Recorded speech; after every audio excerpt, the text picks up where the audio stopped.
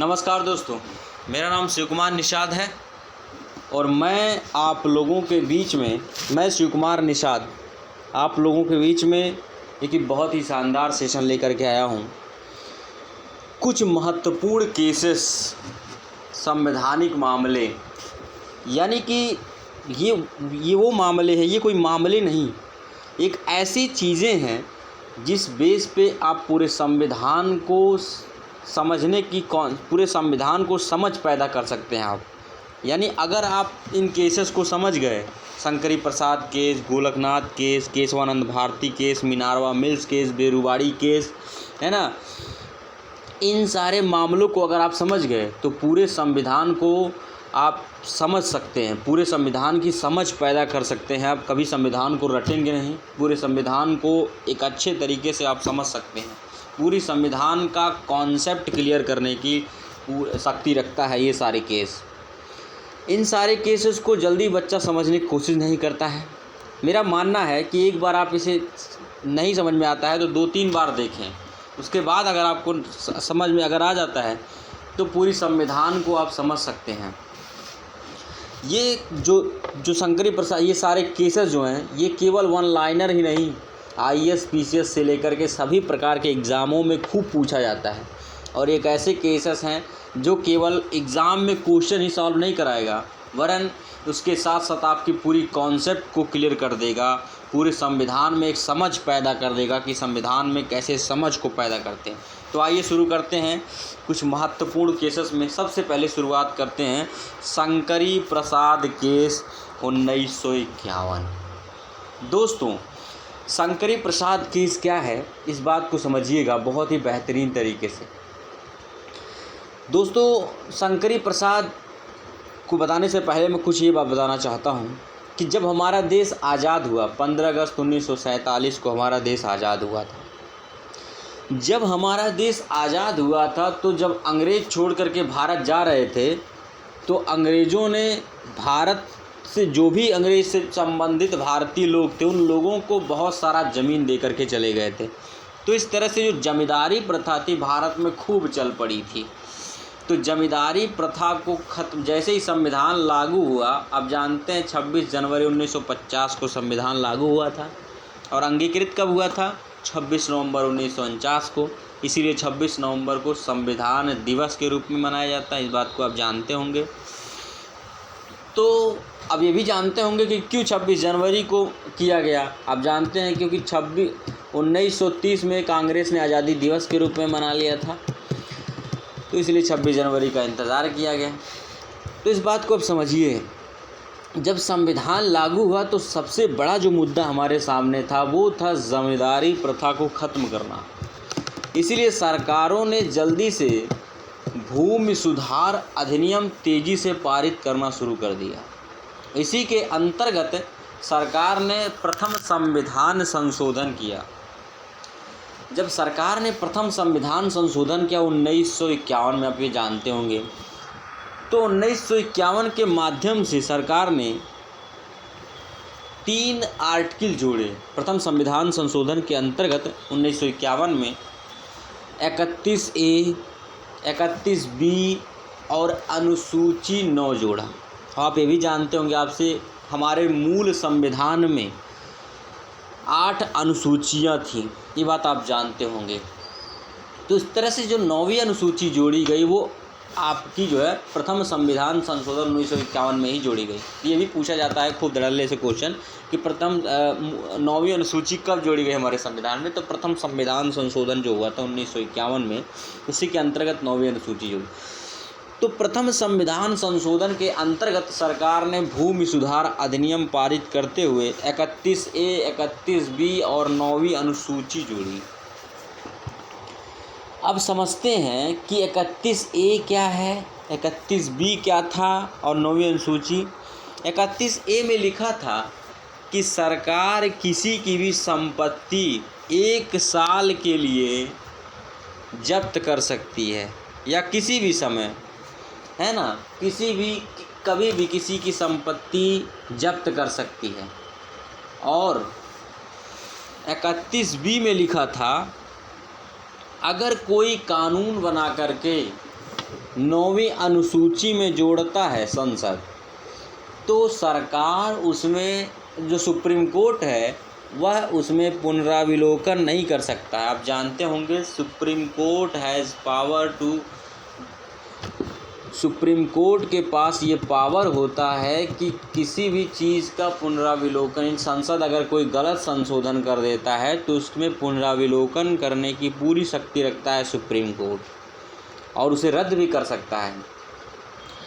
लेकिन जब article 31B जब प्रथम संविधान संशोधन के अंतर्गत जोड़ा गया तो उसमें ये कहा गया कि सरकार जो है वो अगर किसी भी चीज़ को 9वीं अनुसूची में रखती है तो उसमें संविधान पुनराविलोकन, सुप्रीम कोर्ट पुनराविलोकन, न्यायपालिका जो है न्यायिक पुनराविलोकन नहीं कर सकता। अब बच्चा ये समझ रहा होगा कि न्यायिक पुनराविलोकन क्या होता है। देखिए ये सब आम बातें हैं, आप जानते भी होंगे। न्यायिक पुनराविलोकन को आप ऐसे समझिए कि एक जांच पड़ताल समझिए, कि जांच पड़ताल कर सकता है कि गलत संविधान संशोधन हुआ है या फिर सही संविधान संशोधन हुआ है। अगर मामले को गलत पाया गया तो उसको रद्द भी करने की पावर रखता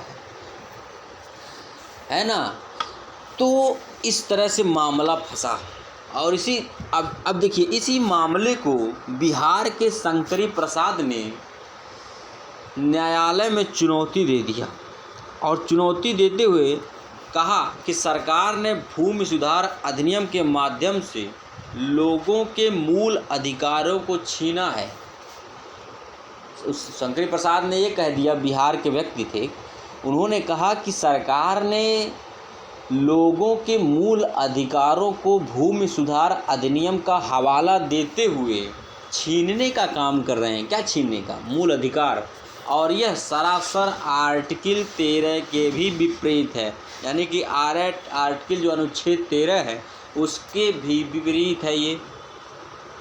अब आप ये भी जानते होंगे कि आर्टिकल 13 और आर्टिकल 32 हमारे संवैधानिक जो हमारे मूल अधिकार हैं उनको कवच प्रदान करते हैं, यानी उनकी सुरक्षा करते हैं। इसीलिए डॉक्टर भीमराव अंबेडकर साहब कहा करते थे, आर्टिकल 32 को संविधान की आत्मा कहा करते, भी एग्ज़ाम में पूछा गया। तो डॉक्टर भीमराव अंबेडकर इसको बड़ा प्यार करते थे, बोलते थे संवैधानिक उपचारों का जो अधिकार था आर्टिकल 32 उसको भी बड़ा प्यार, उसको जो है संविधान की आत्मा कहते थे, क्योंकि वो भी कवच प्रदान करता है। आप आगे चल कर के पढ़ेंगे कि आर्टिकल 32 के अंतर्गत सुप्रीम कोर्ट रिट जारी कर देता है अगर ज़रा सा भी कुछ गलत होता है तो। लेकिन ये सब बात आगे की बातें हैं, अभी बताने से आपको समझ में नहीं आएगा। तो फिलहाल अभी ये समझते हैं।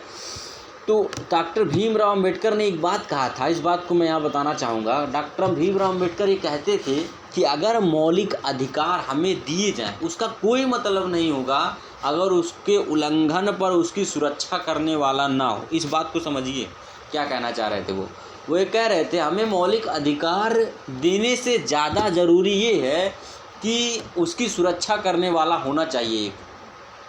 तो आर्टिकल 32 उन मौलिक अधिकारों की सुरक्षा कर रहा था, आर्टिकल 13 भी सुरक्षा कर रहा था।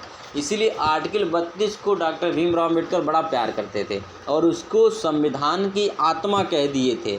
बात समझिएगा। उसी तरह ये दोनों कवच के भांति प्रहरी के रूप में हमारे मौलिक अधिकारों की रक्षा प्रदान करते हैं, यानी मौलिक अधिकारों की रक्षा करते हैं कि इनको कोई दिक्कत ना हो। अगर जरा सा भी मौलिक अधिकार कोई छीनने का काम करता है, तुरंत आर्टिकल 32, अनुच्छेद 32 और आर्टिकल 13 लड़ जाते हैं। तो यही हवाला देते हुए शंकरी प्रसाद जो थे, बिहार के जो शंकरी प्रसाद थे, उन्होंने क्या किया, उन्होंने कहा आर्टिकल 13 के विपरीत काम किया है सरकार ने यहाँ पर। अब ये समझने की कोशिश करेंगे हम कि आर्टिकल 13 क्या है। देखिए आर्टिकल 13 में बहुत बड़ी बड़ी बातें हैं। मैं यहाँ पे केवल उन पूरे बातों को न रखते हुए मैं छोटा सा शब्दों में कहूँगा कि राज्य ऐसा कोई कानून नहीं बनाएगा जिससे हमारे मूल अधिकारों को समाप्त होता हो या फिर किसी भी प्रकार से हमारे मूल अधिकार को कम करने की कोशिश हो, यानी कम होता। लेकिन आर्टिकल 13 केवल इतना ही बात नहीं कहता, बहुत सारी बातें हैं। अब यहाँ पे और भी बातें आप जब आर्टिकल 13 में पढ़ाऊँगे तो आपको बता दूंगा कि कौन सी कानून, भाई कानून तो 2 प्रकार की होती हैं, pre constitutional law, post constitutional law. तो प्री कॉन्स्टिट्यूशनल लॉ को रद्द करेगी या फिर पोस्ट कॉन्स्टिट्यूशनल लॉ को रद्द करेगी। आप इस बात को खूब बाकायदे से मैं समझाऊंगा जब पढ़ाऊंगा। इसी को आच्छादन का सिद्धांत, पृथक्करण का सिद्धांत, ये सब जुड़े हुए हैं इसी सब से। लेकिन जब मैं पढ़ाऊंगा तो बताऊंगा। तो आर्टिकल 13 कहीं ना कहीं इससे लड़ रहा था, तो इसी बात पे सुप्रीम कोर्ट में वो चले गए और सुप्रीम कोर्ट ने इनकी याचिका को खारिज करते हुए यह कहा कि सरकार ने संविधान में संशोधन किया है। जब सुप्रीम कोर्ट ने सरकार से पूछा तो सरकार ने भी घिसा पिटा यही बात कह दिया। तो इसी मामले को लेते हुए संविधान ने एक फैसला सुनाया और इस शंकरी प्रसाद के मामले को खारिज कर दिया और ये कहा कि सरकार ने एक प्रकार का संविधान संशोधन किया है, ये कोई नया कानून नहीं बनाया है। और ये जो आर्टिकल 13 का आप हवाला दे रहे हैं, ये आर्टिकल 13 नए कानून पर लागू होता है, ये किसी संविधान संशोधन पर लागू नहीं होता, ये नए कानून पर लागू होता है। तो इस तरह से आपने देखा कि शंकरी प्रसाद हार गए और सरकार की यहाँ पे जीत हो गई थी। तो इस तरह से शंकरी प्रसाद देखा आपने किस तरह से सरकार ने, सुप्रीम कोर्ट ने क्या फ़ैसला दिया। इस फैसले को आप याद रखिएगा, आगे चल कर के ये फैसला लड़ेगा। तो इस फैसले को एक बार फिर से समझिए क्या है। सरकार ने कहा कि ये संविधान संशोधन पे लागू नहीं होता है आर्टिकल 13, ये नए कानून पर लागू होता है। ठीक है, आइए आगे बढ़ते हैं। इसके ठीक बाद 1967 में गोलकनाथ केस आ गया, सामने आया। अब समझते हैं कि गोलकनाथ केस क्या था। देखिए, पंजाब में के जालंधर में हेनरी और विलियम गोलकनाथ दो भाई थे। उनकी 500 एकड़ की ज़मीन थी जालंधर में और उस ज़मीन को पंजाब सरकार ने भूमि अधिग्रहण के माध्यम से, यानी कि भूमि अधिनियम के माध्यम से सरकार ने जब्त कर लिया। और जब्त करते हुए कह दिया कि केवल गोलकनाथ जो है वो और उनका परिवार केवल 30 एकड़ ज़मीन ही रख सकता है और जो है सारे ज़मीन सरकार रखेगी, कुछ हिस्सा किराएदारों को भी देगा। तो आप ये जानते हैं कि संपत्ति हमारी मौलिक अधिकार उस समय हुआ करती थी। ये कब का मामला? 1967। याद करिए, ये सब मामला तब का है जब संपत्ति हमारी मौलिक अधिकार हुआ करती थी। आज हमारी संपत्ति मौलिक अधिकार नहीं है, तब भी हम चुप नहीं बैठते हैं। अगर हमारी संपत्ति छीन जाती तब भी हम लड़ते हैं। उस समय जब हमारी संपत्ति, देखिए मामला याद करिए 1967 वगैरह ये सब मामला, तब हमारी संपत्ति मौलिक अधिकार हुआ करती थी। अब ये भी याद करिए कि संपत्ति मौलिक अधिकार से कब हटाया गया था? 44वां अमेंडमेंट 1978 को हटाया गया था। तो उससे पहले तो संपत्ति हमारी मौलिक अधिकार थी ना। तो संपत्ति जब किसी की संपत्ति यानी कि किसी की मौलिक अधिकार छीनी जाएगी तो भैया कोई चुप थोड़ी बैठेगा। तो 1965 में गोलकनाथ भाई साहब ने 1965 में सुप्रीम कोर्ट का दरवाज़ा खटखटा दिया। और सुप्रीम कोर्ट का जब उन्होंने दरवाज़ा खटखटाया तब क्या हुआ? तो इस मामले में सुप्रीम कोर्ट ने शंकरी प्रसाद में यह निर्णय दिया सरकार से। फिर उन्होंने ये पूछा तो सरकार ने फिर वही घिसा पिटा बात कह दी कि हमने कोई संविधान संशोधन किया है, कोई नया कानून थोड़ी न बनाया है, ये तो नए कानून पर लागू होगा आर्टिकल 13। तो यहाँ पे सुप्रीम कोर्ट ने फैसला क्या सुनाया? सुप्रीम कोर्ट ने कहा कि आप ये जो संविधान संशोधन का हवाला देते हुए किसी की संपत्ति को नहीं छीन सकते। ये संविधान संशोधन भी एक प्रकार का ये कानून ही है। पूरी बात को एकदम फिर से समझिए। देखिए, सुप्रीम कोर्ट ने गोलकनाथ केस में ये कह दिया कि संविधान संशोधन भी एक प्रकार का कानून ही है। ये जो आप कह रहे हैं कि संविधान संशोधन कानून नहीं है, ये भी एक प्रकार का कानून है। और ये संविधान संशोधन का हवाला देते हुए आप किसी की संपत्ति थोड़ी न छीन सकते हैं। यहाँ पे देखिए मामला कैसे पलट गया। सुप्रीम कोर्ट ने अपने बात का ही मतलब देखिए शंकरी प्रसाद केस में, जबकि उसने ही कहा था ये बात कि नए कानून पर लागू होता संविधान संशोधन। अब याद करिए शंकरी प्रसाद में क्या कहा था सुप्रीम कोर्ट ने। शंकरी प्रसाद में कहा था कि जो संविधान संशोधन पर ये कानून आर्टिकल 13 नहीं लागू होगा, ये नए कानून पर लागू होता है ना। लेकिन इसी बात को गोरखनाथ केस में कैसे सुप्रीम कोर्ट कह रहा है? सुप्रीम कोर्ट कह रहा है संविधान संशोधन भी एक प्रकार का कानून ही है, और ये संविधान संशोधन का हवाला देते हुए किसी की संपत्ति या फिर किसी के मौलिक अधिकार थोड़ी न छीन सकते। इस तरह से सरकार को यहाँ पे हारना पड़ा था, है ना। सरकार यहाँ हार गई और उनकी संपत्ति को जो क्या कर दें, वापस कर दिया गया, है ना। तो यहाँ पे हेनरी और गोरखनाथ की संपत्ति जब वापस कर दी गई तो मामला, अब आप जानते हैं सरकार बहुत ही रूढ़ होती है हालांकि, तो सरकार जब हारती है तो लगती है उछल कूद करने। तो सरकार यहाँ पे जब हार गई तो सरकार ने तुरंत 24वां संविधान, तुरंत का मतलब 1971, 24वां संविधान संशोधन 1971 कर दिया। 24वां संविधान संशोधन कर दी सरकार ने, और 1971 में 24वां संविधान संशोधन के अंतर्गत सरकार ने ये कह दिया, यानी कि सरकार मतलब हम ये कह रहे हैं बार बार सरकार, तो सरकार का मतलब संसद, आप समझ के चलिए, इतना कॉमन सेंस होना चाहिए कि संसद ही संशोधन करता है और कोई नहीं करता, जिसको अब विधायिका बोलती है, सब कॉमन बात है। ये सब हम उस लेवल तक पढ़ा रहे हैं जब हम ये मान के चल रहे हैं कि आप लोगों को बेसिक चीज़ें पता है, क्योंकि ये बहुत बड़ी बड़ी चीज़ें हैं। तो 368 के, हाँ फिर से समझिए, 24वां संविधान जो संशोधन हुआ था 1971 में, उसके अंतर्गत सरकार ने यानी कि संसद ने ये कह दिया कि आर्टिकल 368 के अंतर्गत संसद किसी भी भाग में, संविधान के किसी भी भाग में संशोधन कर सकती है, चाहे वो मूल अधिकार हो या फिर कुछ हो, हमसे कोई मतलब नहीं है, हम किसी भी भाग में संशोधन कर देंगे, ये हम पावर रखते हैं, ठीक है। संसद ने अपने पावर को ऐसे रख दिया, अपने पावर को यहाँ पे देखिए किस तरह से अपने पावर को, अपने आप को बड़ा दिखाने का संसद, विधायिका किस तरह से अपने को सर्वोपरि बनाने की काम कर रही है, यहाँ पर अपने आप को सबसे सर्वशक्तिमान बनाने की कोशिश कर रही है, अपने आप कह रही है कि यहाँ पर हम सबसे शक्तिशाली हैं, मिला जुला के ये कह रही है कि हम कहीं भी संशोधन करने का पावर रखते हैं। यहाँ पर विधायिका ने कह दिया, चाहे वो मौलिक अधिकार हो चाहे कुछ भी हो, हम हर जगह संविधान संशोधन कर देंगे। 1971 में कह दिया 24वां संविधान संशोधन के अंतर्गत। लेकिन मामला क्या फंसा? मामला तब फंसा जब केरल में एक व्यक्ति थे जिनका नाम था केशवानंद भाई साहब।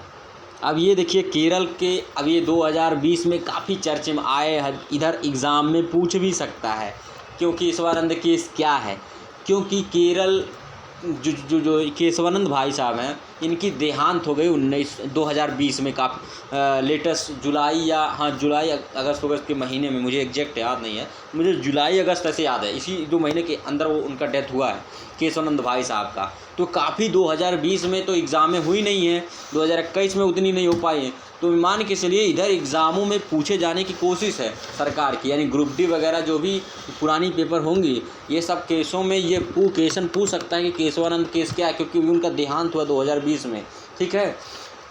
तो केशवानंद काफ़ी चर्चे में भी रहे 2020 में, ठीक है, क्योंकि उनका देहांत हो गया। लेकिन मामले को अब यहाँ समझते हैं कि क्या हुआ था कि अब देखिए केरल में एक व्यक्ति थे जिनका नाम था केशवानंद। अब केशवानंद, केरल में एक जगह थी एडनीर में एक मठ था, उस मठ के मठाधीश थे ये। अब आप जानते होंगे हमारे हिंदू धर्म में जैसे एक साधु महात्मा होते हैं, मंदिर में पुजारी होते हैं, पूजा करने के लिए बैठते हैं, उन्हीं के माध्यम से जो है पूजा पाठ होता है, उसी तरह से मठ में मठाधीश होते हैं। तो मठाधीश के एडनीर में, केरल में एक जगह है, वहीं पे मठाधीश थे केरल के केशवानंद भाई साहब। तो केशवानंद की बहुत अच्छी खासी उस मठ का ज़मीन था, जैसे आप गोरखनाथ का एक अलग, गोरखनाथ टेम्पल का एक अपना ज़मीन है, उसी तरह से केरल की जो मठ थी उसका एक अपना ज़मीन था अच्छा खासा। तो केरल सरकार ने भूमि सुधार अधिनियम के माध्यम से उनकी संपत्ति को जब्त कर लिया, यानी कि मठ के संपत्ति को ही जब्त कर लिया। 1953 का मामला पूरा समझिए। 1953 का मामला 1973 का मामला है ये, केशवानंद भारती केस 1973 का मामला है ये। अब देखिए, तो उस ज़मीन को सरकार ने क्या कर लिया, जब्त कर लिया। अब आप ये जानते होंगे 25 से 28 क्या आर्टिकल अनुच्छेद 25 से 28 क्या करता है, धार्मिक स्वतंत्रता का अधिकार है कि नहीं। आप पढ़ेंगे, हालांकि अभी नहीं पढ़े होंगे तो पढ़ लीजिएगा या पढ़ाएंगे भी। धार्मिक स्वतंत्रता का अधिकार देता है आर्टिकल 25, है ना। तो आर्टिकल 25 से लेकर 28 तक धार्मिक स्वतंत्रता का अधिकार है। तो धर्म से संबंधित जो भी क्रियाविधियाँ उसको पूरा अधिकार है।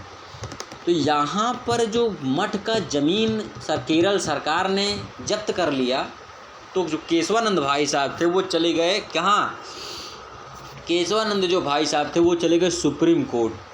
सुप्रीम कोर्ट का दरवाज़ा खटखटाते हुए उन्होंने कहा कि हमारे धार्मिक स्वतंत्रता का उल्लंघन हो रहा है, ठीक है, और हमारे मौलिक अधिकारों को भी छीना जा रहा है। अब ये भी देखिए, ये भी याद करिए 1973 ये सब मामला तब का है जब संपत्ति हमारी क्या थी, मौलिक अधिकार। अभी भी संपत्ति हमारी मौलिक अधिकार थी। 1973 वगैरह मामला याद करिए। केशवानंद भारती केस हर एग्जाम में पूछा जाता है ना। इसमें यह भी कहा गया था प्रस्तावना संविधान का अंग है, ये बाद में हम बताएंगे जब प्रियम्बल पढ़ाएंगे।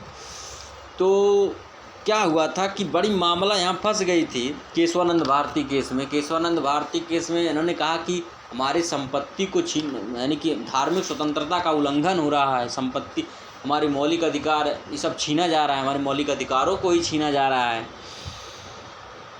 तो सुप्रीम कोर्ट को यहाँ पे समझ में ही नहीं आ रहा था, इसीलिए उसने 9 जजों की बेंच बैठा दी। सरकार से भी पूछा, क्योंकि भूमि सुधार अधिनियम करना भी ज़रूरी था। सरकार भी अपने जगह पे सही काम कर रही थी और किसी की संपत्ति भी छीनी जा रही थी, तो दोनों अपनी जगह पे सही काम कर रहे थे। सरकार भी अपनी जगह पे सही काम कर रही थी और धार्मिक स्वतंत्रता का भी मामला था, यानी कि मौलिक अधिकारों का भी मामला आ गया था।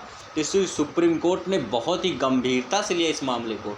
सुप्रीम कोर्ट ने 9 जजों की बेंच बैठाई थी, सबसे बड़ी जज बेंच, यानी कि अब तक कभी भी किसी भी केस में 13 जजों की बेंच नहीं बैठी है।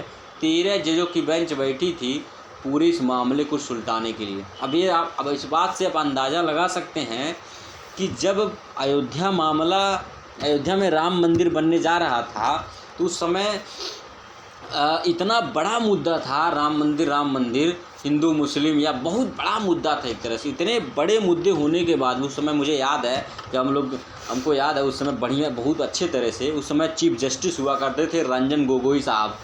तो रंजन गोगोई का बहुत बड़ा योगदान हुआ करता था।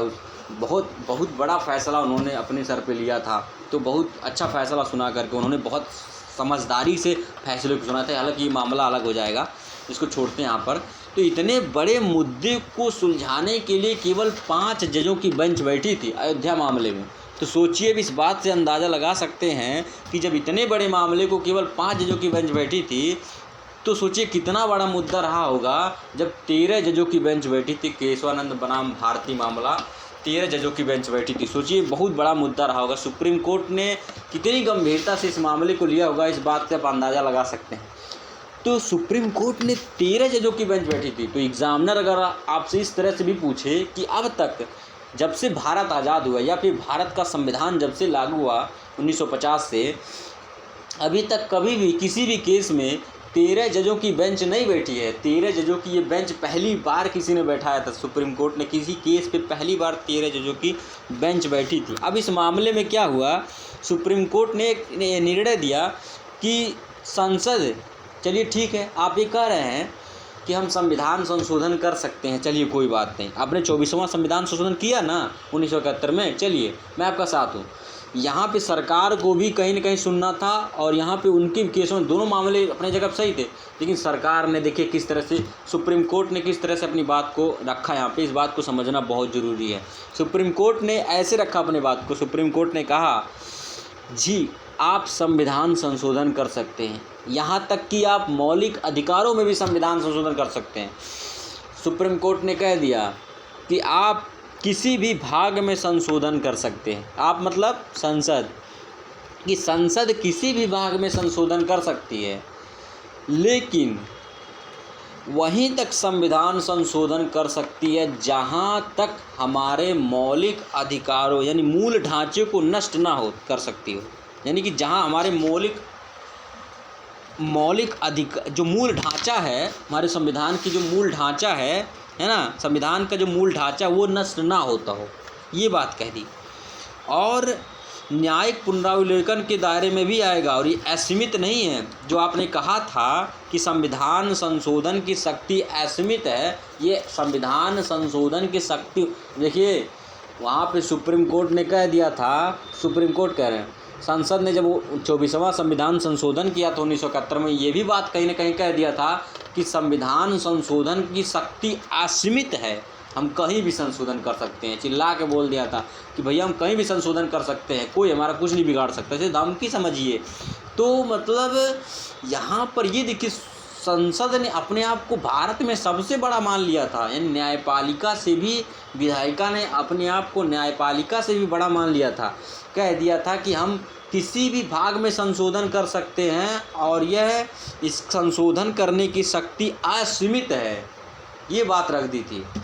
तो जब केरल मामला आया, यानी कि केशवानंद जब मामला आया, तो इस मामले में सुप्रीम कोर्ट ने ये कह दिया कि चलिए हम आपकी बात थोड़ा सा मानते हैं कि आप किसी भी भाग में संशोधन कर सकते हैं, ये बात ठीक है, लेकिन संशोधन करते वक्त आपको भारत संविधान के मूल ढांचे को ध्यान में रखना होगा। यानी कि संविधान संशोधन वहीं तक कर सकते हैं जहाँ तक मूल ढांचा प्रभावित ना हो। अब बच्चा रट लेता है, और ये भी बात कहा गया कि जो आप संविधान संशोधन करने की शक्ति जो है असीमित नहीं है। आप जो ये कह रहे हैं असीमित है, ये असीमित नहीं है, ये न्यायिक पुनरावलोकन के दायरे में आएगा। मैं जब भी चाहूँगा, मैं मतलब न्यायपालिका जब भी चाहेगी, आपका न्यायिक पुनरावलोकन करेगी कि आपने संविधान संशोधन गलत किया है या फिर सही कहा है, मैं उसको चेक करूँगा।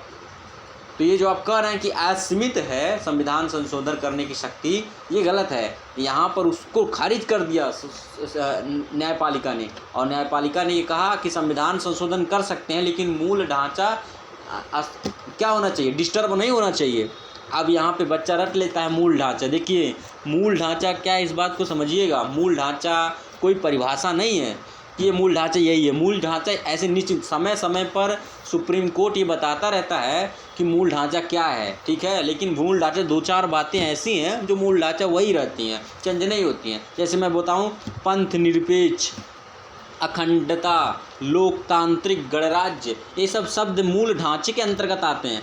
मूल ढांचा क्या मतलब भाई, मूल ढांचा, बच्चा अगर आपसे पूछ ले मूल ढांचा क्या है भैया, मूल ढांचा कर रहे हैं। मूल ढांचा का मतलब लोकतंत्र, सबसे बड़ी बात, डेमोक्रेटिक कंट्री, मतलब कि डेमोक्रेसी जो है उसको दिक्कत नहीं होना चाहिए। यानी कि पंथ निरपेक्ष, ये सब शब्द जब मैं प्रस्तावना पढ़ाऊँगा या फिर मैं पढ़ाया हूँ, उसके अंतर्गत आप नीचे जा कर के देख भी सकते हैं। मैं प्रस्तावना का बहुत बढ़िया लेक्चर बताया हूँ, उसमें सब शब्दों का व्याख्या किया हूँ कि प्रस्तावना में जो भी शब्द हैं, समाजवादी शब्द कहीं ना कहीं, और ये जो पंथ निरपेक्ष है, लोकतांत्रिक, गणराज्य है, इस सब शब्दों का मैं बहुत बढ़िया से एक्सप्लेनेशन यहाँ पे नहीं करूँगा, उसमें कर चुका हूँ मैं। यही सब मूल ढांचे हैं भारतीय संविधान के, कि आप ऐसा कुछ नहीं करेंगे कि लोकतंत्र ही प्रभावित हो जाए, है ना। आप ऐसा कुछ नहीं करेंगे कि गणराज्य, पंथ निरपेक्ष की ही गड़बड़, लेकिन ये ठीक है, ऐसा नहीं करेंगे आप।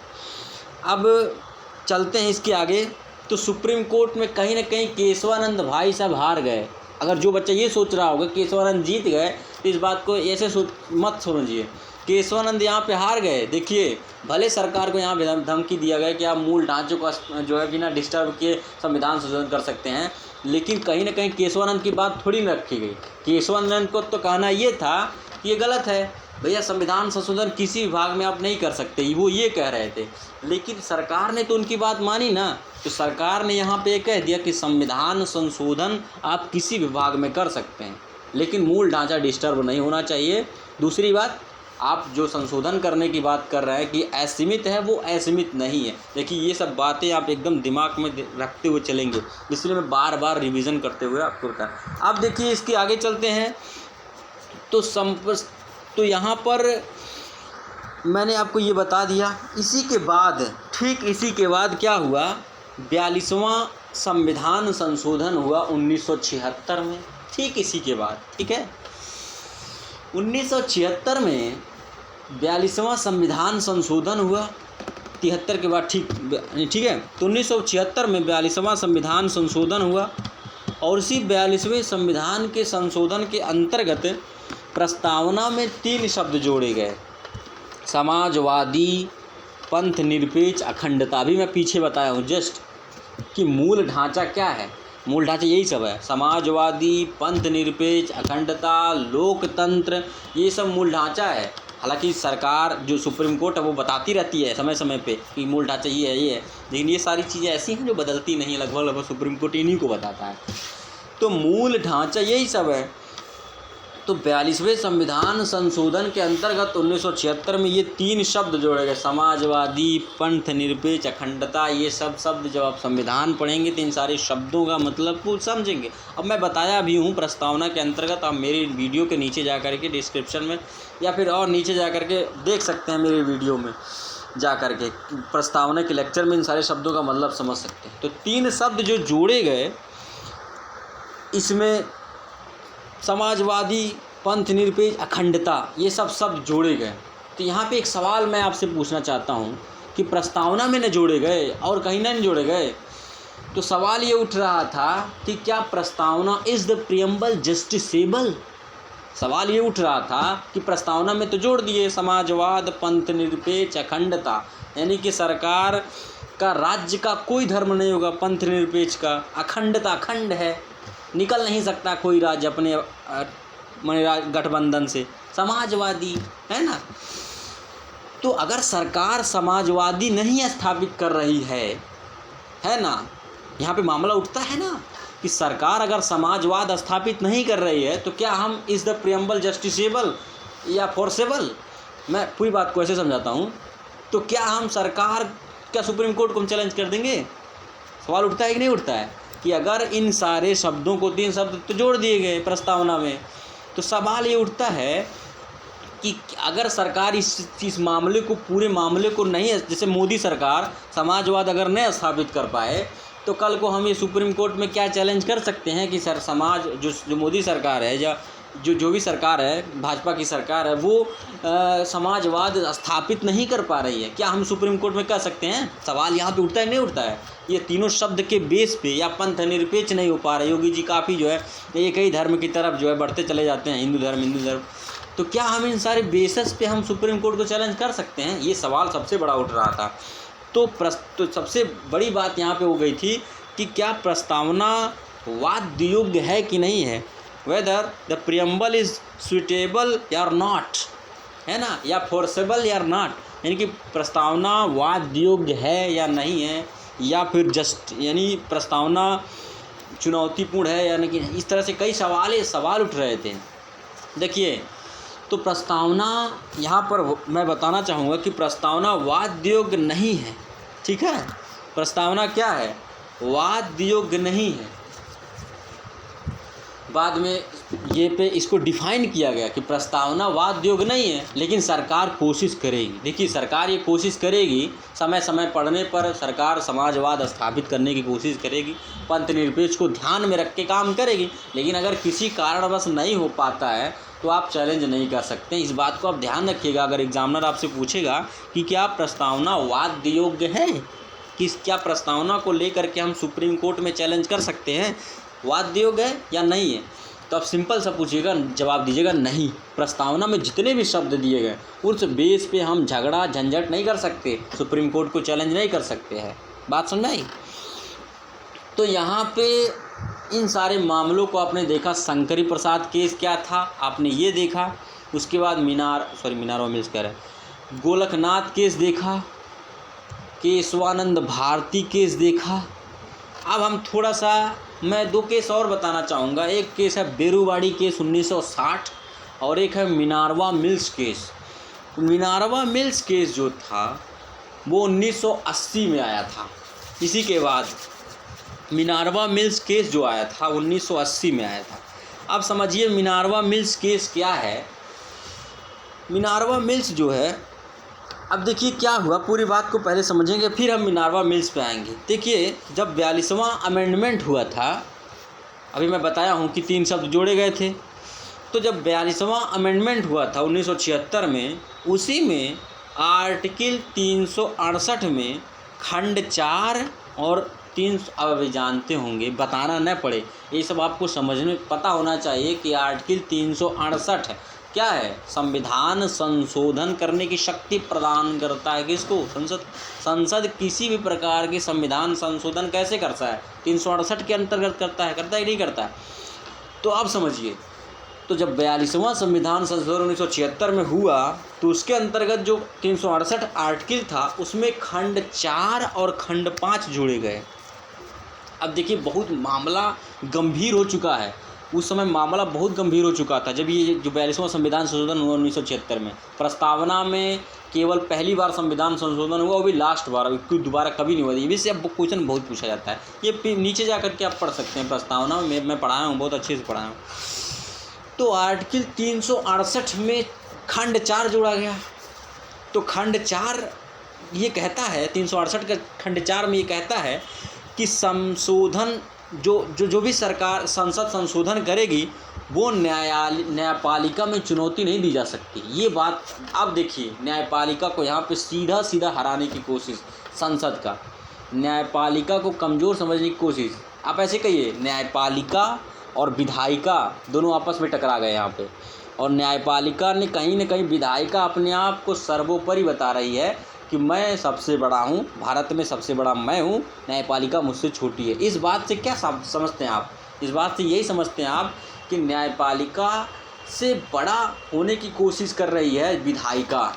भाई संसद क्या कर रही है? 42वां संविधान संशोधन हुआ 1976 में, तो उसमें 368 के 4 खंड 4 जोड़ते हुए संसद ने ये कह दिया कि जो भी मैं संशोधन करूँगा वो न्यायपालिका में चुनौती नहीं दी जा सकती है। ये बात खुलेआम कह दी। और जो संविधान के प्रावधानों के परिवर्तन मामलों में संसद की शक्ति की कोई सीमा नहीं। देखिए इस शब्द का मतलब समझिए, यानी कि संशोधन करने की जो शक्ति है उसका कोई सीमा नहीं है, वो कहीं भी संशोधन कर सकती है, उसके पास कोई बाउंड्री नहीं है। ये बात, दो बात बहुत महत्वपूर्ण बात, 4 और 5, खंड 4 और खंड 5 जोड़ करके 368 में, पहला याद करिए, खंड 4 याद करिए कि चुनौती नहीं दे सकते हैं आप, अगर कोई संविधान संशोधन वो करेगी चुनौती आप नहीं दे सकते। दूसरा, संसद उसकी कोई सीमा नहीं है, संशोधन करने की सीमा कोई नहीं है, ठीक है।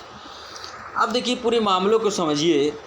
अब ये मामला कैसे मिनर्वा मिल्स में बदला, इस बात को समझिए। मिनर्वा मिल्स केस में कैसे ये मामला आ गया। मिनर्वा, आप देखिए केरल का एक जो है एक कंपनी थी, कपड़ा कंपनी, ठीक है, कपड़ा कंपनी थी मिनर्वा मिल्स। तो सरकार ने एक अधिनियम बनाया था, उस अधिनियम का नाम था Sikh textile undertaking act 1974, sorry फिर से याद करिए, सिख टेक्सटाइल अंडरटेकिंग एक्ट 1974। बात समझ आ रही है? तो सिख टेक्सटाइल अंडरटेकिंग एक्ट 1973 जो ये एक्ट था, इस एक्ट के माध्यम से पहले ही बन चुका था हालांकि ये, तो इस अधिनियम के माध्यम से सरकार ने ये कहा था कि कोई भी कंपनी अगर घाटे में चल रही है ना, तो उस कंपनी को हम जब्त कर लेंगे, यानी कि अपने में ले लेंगे, सरकार अपने में ले लेगी। तो मामला कैसे फंसा था ये बात समझिए। तो यहाँ पर मिनर्वा मिल्स एक कपड़े की फैक्ट्री थी, 1980 में सरकार ने इसको जब्त कर लिया। तो वहाँ के लोगों ने इस पे जो है इस मामले को संज्ञान में ली, यहाँ इस मामले को लेकर के सुप्रीम कोर्ट में चले गए थे, ठीक है। तो न्यायपालिका ने यहाँ पर, अब इस बात को समझिएगा, तो यहाँ पे क्या हुआ, हालांकि यह न्यायिक पुनरावलोकन को समाप्त करने के लिए पारित किया गया था, ठीक है। न्यायिक पुनरावलोकन का जो सिद्धांत संविधान का आधारभूत लक्षण है, अतः 42वें संविधान संशोधन के उक्त प्रावधान को असंवैधानिक बताते हुए निर्णय दिया गया। संसद संविधान के मौलिक ढांचों को नहीं बदल सकता। वामन राव बनाम भारत संघ के स्वाद में न्यायालय ने यह भी स्पष्ट कर दिया कि आधारभूत लक्षण का सिद्धांत केशवानंद भारती के निर्णय सुनाते तिथि के बाद पारित होने वाले संविधान संशोधन अधिनियम पर लागू नहीं हो।